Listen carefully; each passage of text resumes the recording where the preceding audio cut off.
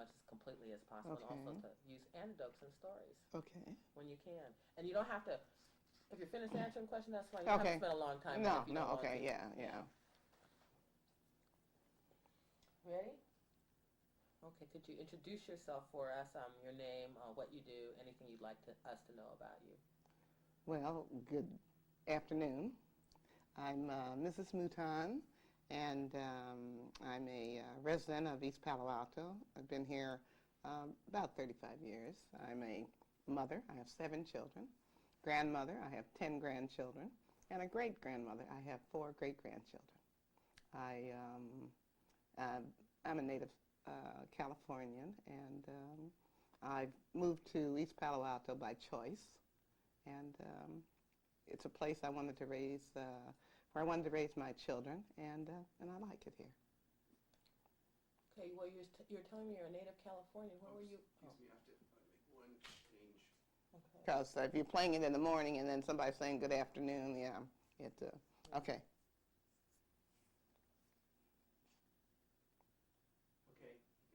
You can go ahead. Hi, I'm Mrs. Barbara Mouton, and I'm a resident of East Palo Alto. I've lived here over 35 years, and I moved here to raise my children in an environment that I felt was in their best interest. I have 7 children. All of them are grown. I have 10 grandchildren and 4 great-grandchildren.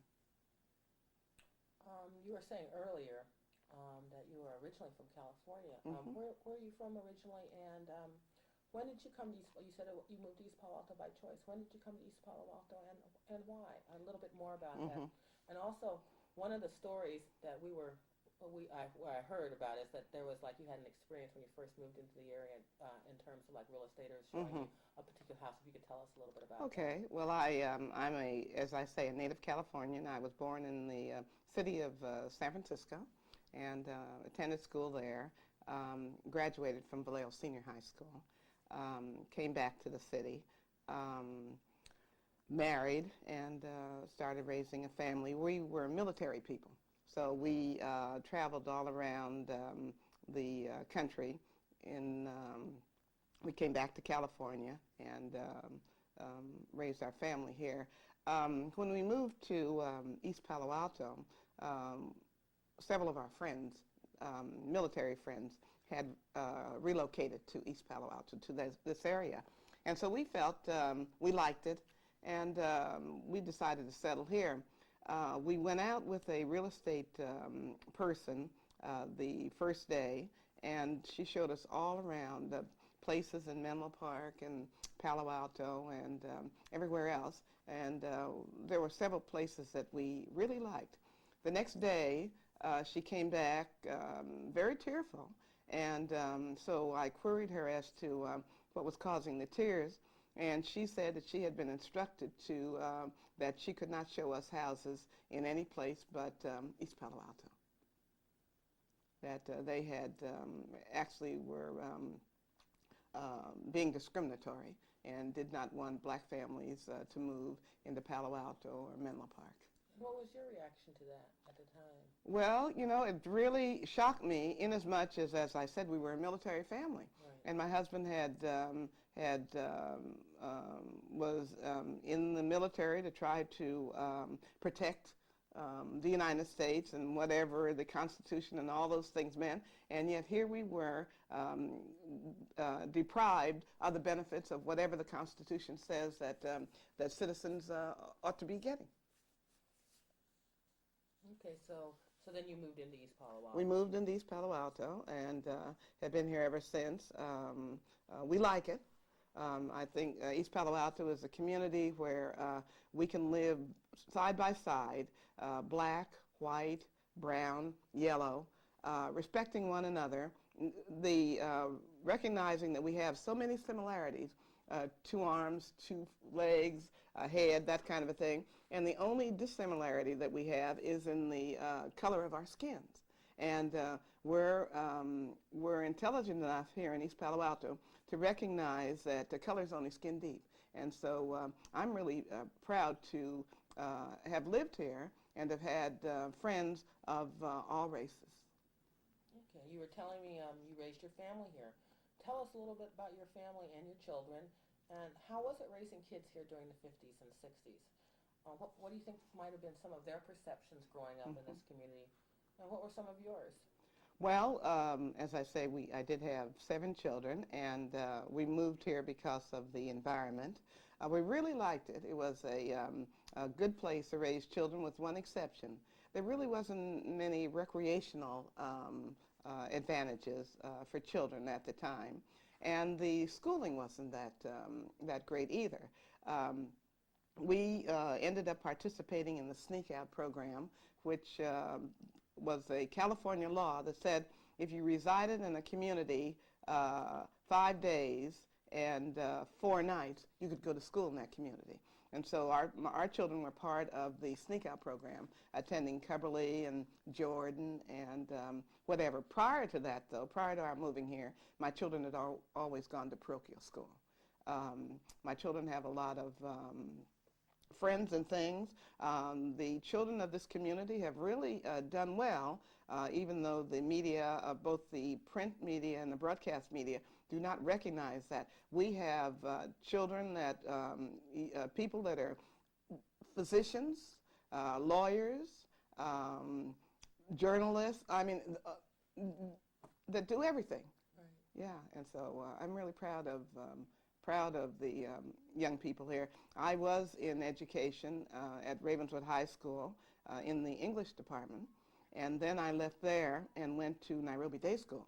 And I was the on-site administrator at Nairobi High School and junior high and elementary school for about 10 years. Well, we'll talk a little bit about both of those. Okay. What was it like when you were a teacher at Ravenswood? What were some of the things that you were thinking about, and how were the kids? And about what time was this? What year? This was in the, must have been in the 60s. Yes, it was the 60s. And it was a time of challenge. It was, when the servicemen were coming back from overseas and whatever, had gone and fought the good fight, that whole kind of a thing, and came back looking for the benefits of what democracy promised. And they were denied opportunities and things like that. Our children attended Ravenswood High School. And that meant that Ravenswood, in my opinion, the kind of curriculum that the children were exposed to was really a secondhand curriculum. I had a niece that was in the French class, and the kind of education she got in that particular class was just like what you would get in junior high school. And it was not a comparable high school education. Our children had a sit-in one night, and I remember the police being up there on Cooley. I mean, hundreds of police and whatever trying to squash this sit-in. Well, I slept with those children that night, as did other citizens of this community. What was the sit-in about? It was about a better education. That's all that the children were asking, that they be given an opportunity to be exposed to a higher caliber of education. And we sat in that night. My bones are still hurt from that sleeping on the floor and whatever. But when the morning came and that whole kind of a thing, our children knew that the community backed them and that we demanded quality education, and we got it, not there at Ravenswood High School, but the children went on into Palo Alto and other places. So the Sneak Out program. A sneak out program, and yes. later the transfer. And the transfer program, and then later Nairobi Day School. Okay. Yes.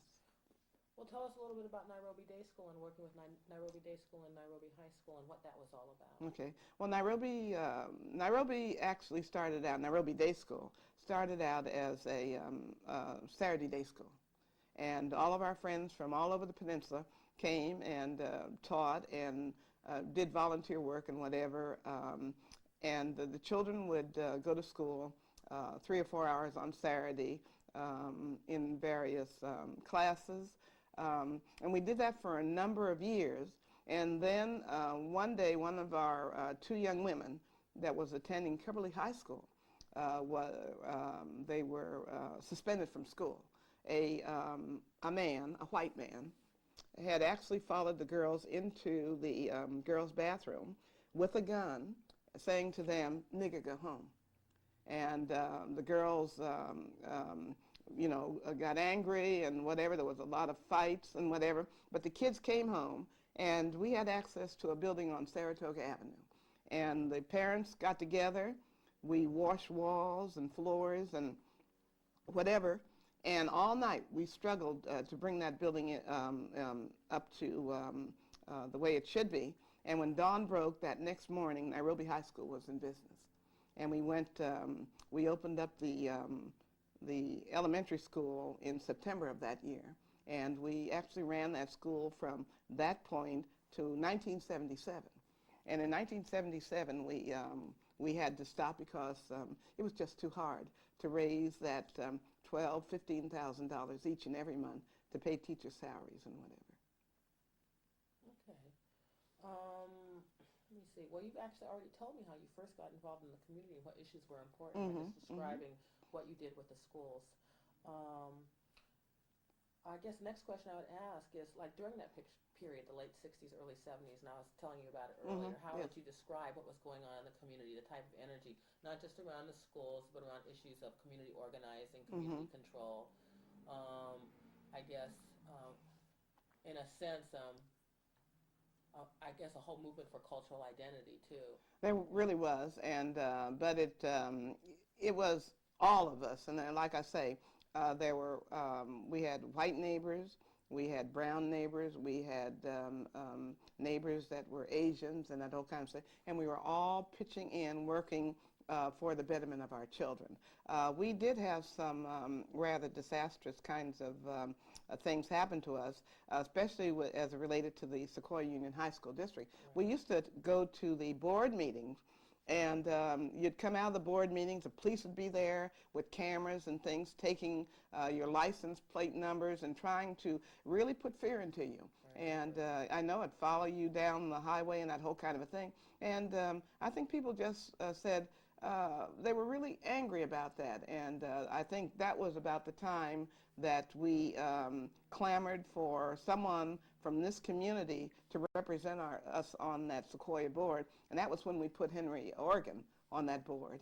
They put Henry Organ through our insistence, and Hank stayed there for 2 years, and in 2 solid years, he never got a second to any of his motions. And so finally one day, not one motion did Hank ever get a second. And finally, we said to Hank, "Look it, brother, you're wasting your time. You're too valuable to do that. Come on home." And that was when he resigned from the board and came home. Huh. Well, you've actually talked a little bit about the Sequoia Union High School District, but how would you describe, because we're going to kind of move into the community area in terms of community politics, how would you describe the relationship of East Palo Alto to the surrounding communities like Palo Alto, Menlo Park, even Redwood City, and even Stanford, actually?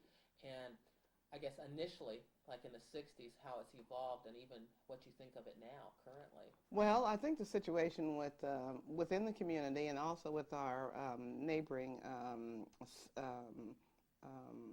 neighbors, Palo Alto, Menlo Park, Stanford, it used to be that we always felt that Stanford was exploiting us.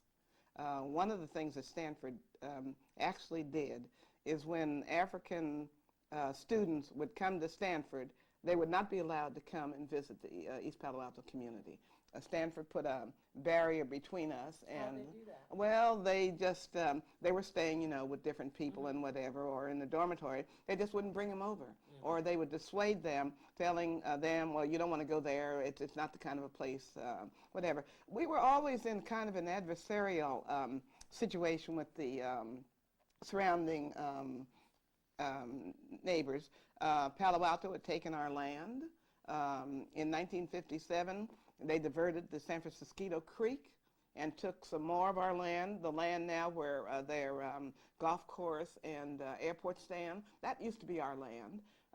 At one time, also, San Mateo County agreed with Santa Clara County and in exchange for some land way up on the ridge there, they gave them some more, another portion of East Palo Alto. East Palo Alto used to run from the Santa Clara border all the way up to, almost up to Redwood City, and from the bay to Middlefield. Right. And over the years, being raped, parts of our land and whatever, they've got us now down to just 2.5 square miles. And as I say, it was an adversarial kind of a thing. They're taking our land because we were unincorporated, and the people that had jurisdiction over this, the Board of Supervisors, really didn't treated us as second-class citizens. And so we had to fight for everything. We had to fight for our land. We had to fight for the children's education. We didn't find out until after we had incorporated that the San Mateo County actually was ripping us off monetarily too, because they were getting a lot more in property taxes from us than what they were giving us in services. Okay. How would you describe that relationship now? Do you think it's really improved over the years, our relationship with our neighbors? I think it has. And the reason that it has improved is that we can bargain from a position of strength rather than to beg from a position of weakness. And I think that power never gives anything up. Power never concedes anything. But if you're envisioned as having the same muscle as the other person, then you can bargain, negotiate, do those kind of things. And I think that's why things have improved. And this is not to say that there weren't good people in Palo Alto or Menlo Park or whatever. It wasn't a question about the goodness. It was a question that people really didn't think much of East Palo Alto and didn't think that we deserved anything. Mm-hmm. Okay. And then we can move into why was incorporation important? And how did you first become involved in incorporation and the incorporation effort? Mm-hmm. I guess I was always involved. I guess from the day that that we moved here, but and as were other people. I think that incorporation evolved out of the fact that we started off here.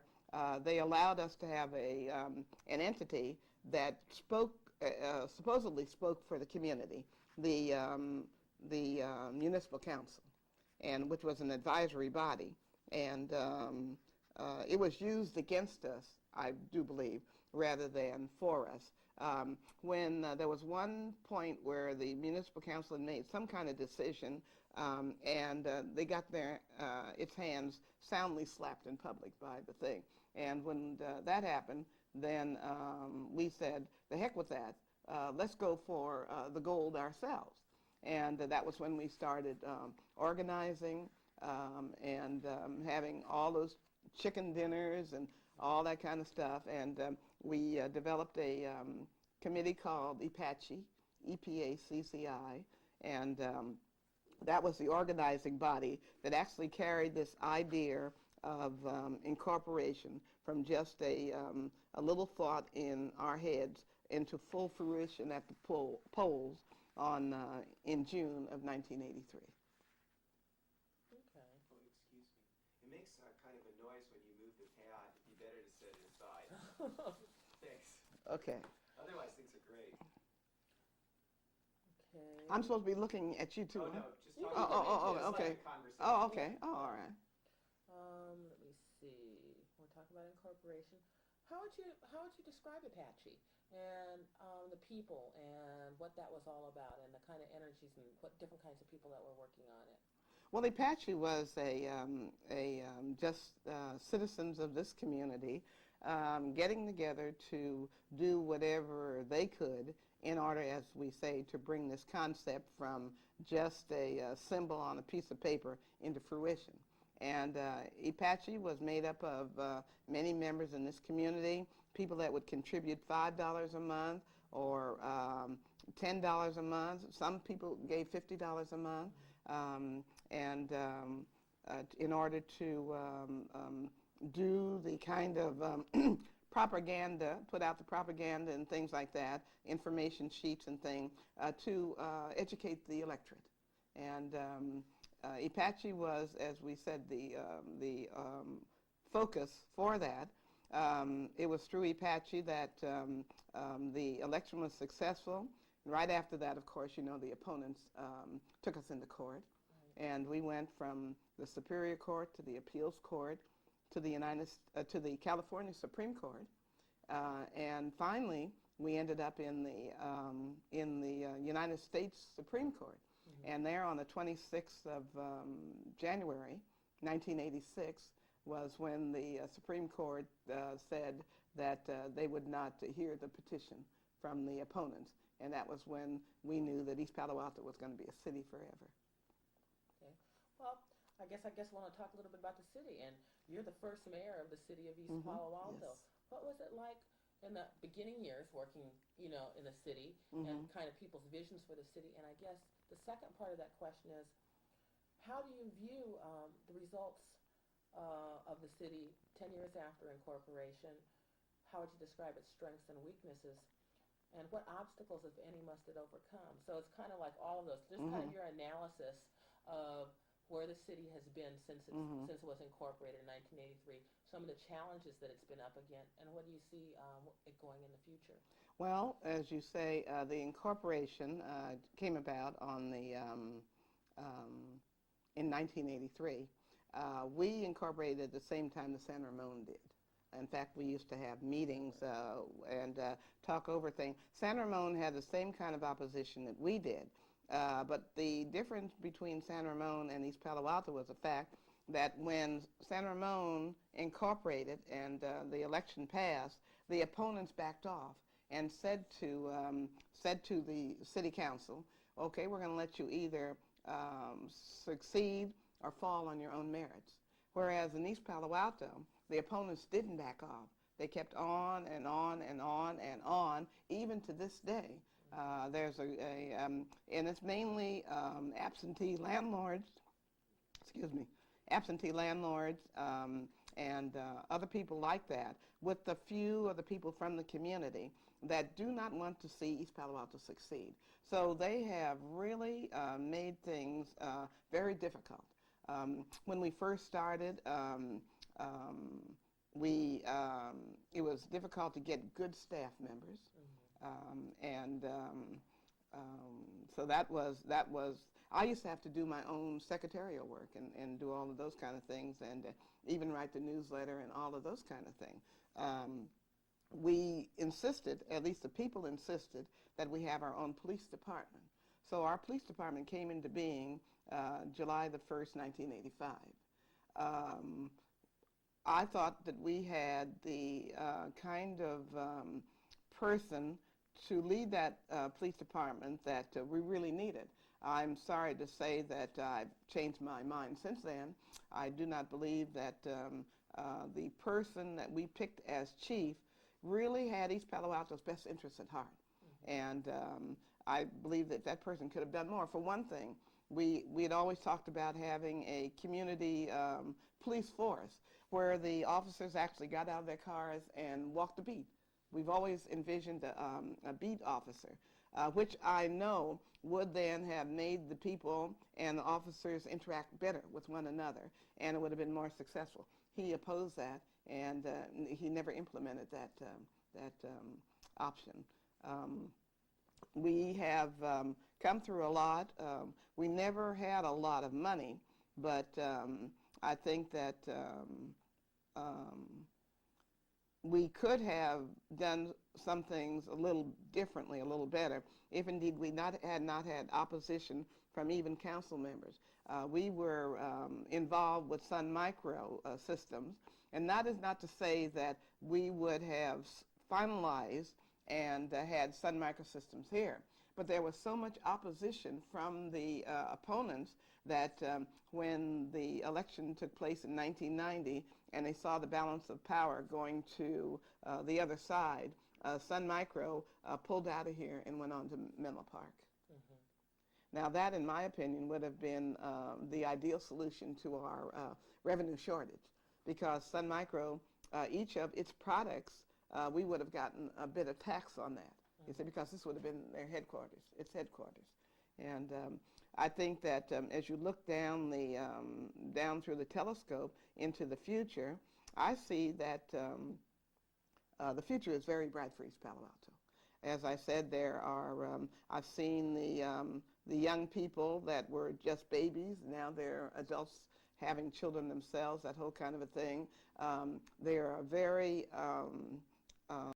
intelligent a group of people. They're hardworking. Now, people might get a little bit of the media where they show some of the negative things, but there are so many positive things here in East Palo Alto. I do know that we're going to have to generate a little more resources in order to provide the services that the community people not only merit but that they need. We need better recreation things, those kind of things. I think that working together, we're the new kid on the block. We're only 10 years old. Wait until we're 50 years old or 100 years old, and you're going to see, you're really going to see a change. This is going to be the best place that God ever made, really. Okay. That's a good promotional there.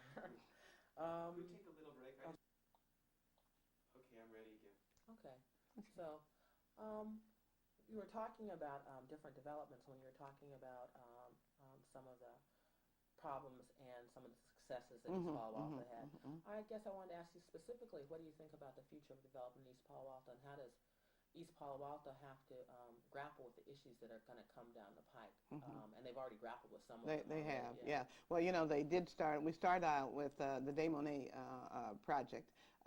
We were very supportive of that at first, but the things that we had talked about with Mr. De Monet, about first source hiring, about keeping the retail businesses here, about a hotel being there and whatever. On every one of those issues, he waffled and then backed off and whatever. So actually, we were left with a project whereby all of our tax increment financing would go into that project for 25 or 30 years. The city really wouldn't get anything, and we would be just destitute. I'm glad that it fell apart. And as far as the other development, Sun Micro was going to develop down in the where the junkyards are, and which I felt would have been a very good place for that. I would also like to see the Cooley Landing developed, marina and those kind of things. I am opposed to the 101 Gateway in as much as I don't like them to take the Ravenswood High School site and make it into a home for Home Depot. I think that we need that like we need a hole in the head. Secondly, I don't like the idea of the council selling our land to Home Depot. Now, if they want to do anything, lease it for a period. Stanford shopping. Yes. You never sell your land. And thirdly, I think that they have not this poor planning, because what it would do, it would move all of those people out of 2000 Cooley. And instead of putting them over there, we have a lot of apartments and things like that on the west side, where they could really actually go and have houses and things like that. But they intend to put them to develop this Gloria Way, Bay Road thing for them. And the people around here, particularly in Flood Park, are very upset about that, because they say that their own children have had to leave the community because there hasn't been enough, they can't find any real decent places. And here they see the people at 2000 Cooley as being outsiders. They actually see them as being outsiders, and that they feel that the city is giving too much credence to outsiders rather than the people that were born here, and that whole kind of thing. So there is a lot of opposition, and I do believe that people come to the United States, come to East Palo Alto, seeking better way for their families and things like that. I don't blame them for that, but I do believe that the city ought to be really working for the people that are here already. And then, if they have any energy left, then take care of those that are just arriving. Okay. Well, actually, we'll get into the next question when we're talking about that. And And although you described that as you lived and your children grew up in the community, there are always people of different nationalities and different races working together. But from the outside, at least, if not from the inside, people have perceived East Palo Alto up through, say, the late 70s as an African-American community, from like the early 60s to the late 70s. And I think the demographics are shifting considerably. Yes. And there's a lot of people that are moving in. There's a lot of Latinos, Pacific Islanders, and people moving in for the first time. Actually, a lot of it's happened in the last 5 to 10 years. And I guess what I wanted to ask was, what prospects and challenges do the changing demographics hold for the city, and how should the city and the community deal with that? So I mean, it's like it's open. Yeah. Well, you know, there, as you say, the demographics are changing and whatever.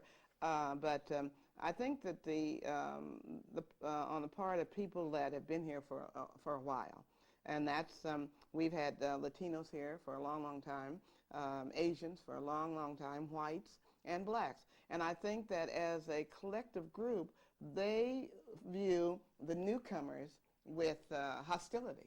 That whole group does, and I think that I don't know what the thing is. I think that East Palo Alto is a community that has been very accepting of people. Menlo Park ran a lot of the Latinos out of Menlo Park down in Belhaven sector when they put that housing there and whatever. They got rid of a lot of that, so the people came over here. I think that we have Haitians here now, and we have some Ethiopians also that are newcomers. One of the things that I've felt, I am Catholic. I try to be Catholic. I'm not trying to be Catholic. Okay, at our church, the St. Francis de Assisi, because Father Gene and Father Joe and them knew that the newly arrived Latinos up and down the peninsula were really being discriminated against in the various parishes in which they resided. They set out to really make St. Francis a haven for them, rolling out that red carpet and whatever, to the extent right now that there are so many people that come from external to East Palo Alto that they have pushed those of us that old-timers almost out of the church. We used to have a Saturday Mass. We can't have a Saturday Mass because there are so many Latinos that go to that church that they have during their 9:30 Mass, people are just standing all around the thing, the walls of the church, and so they took over the Saturday Mass and all that kind of stuff. My thing is this, that yes, we need to accept people just like people accepted us, but everybody shouldn't come to East Palo Alto. They ought to stay in whatever community, Santa Clara, Palo Alto, whatever, and do their fighting there where they live instead of coming over here to East Palo Alto and cramping the people that have been here. Okay. We were talking, I guess, about more recent immigration, but I think that people have started to come through here over the last 10 years. And I guess I would think, though, that after people have been here, like, say, maybe 5 years, that those are people that we consider members of the community. That's right. And I guess the question, the way I was leading it to, was dealing with issues that you answered, but also, I guess, how do the schools, how do like community services, how do they have to change in order to meet the needs of the changing population, or what do you think about that? Well, I think certainly they have to, if they're going to serve anybody, you can't serve anybody unless you're receptive to them. You do have to change. There have to be some changing. But I've been thinking about this. I've been thinking about the bilingual kind of thing and whatever. I've traveled around Africa several times. I've been to China, Japan, all of those kind of things. When you go to a foreign country, you learn, first of all, you learn how to count money first. I mean, you learn that like within a couple hours. Then you begin to fit in, you learn words, that whole kind of a thing, to try to acclimate yourself. And I think that that's what we have to do. I think that rather than to have bilingual classes for the children, you might have to have some kind of a thing in order to ease them into but I think that when you're in Rome, you learn to speak Roman or Italian or whatever. Yeah. And I think that we do the children a disservice by allowing them to or not making them begin to speak the accepted language. I didn't say the right language. I just said the accepted language. Yeah, and I think that's what we have to do. I don't think that we have enough money.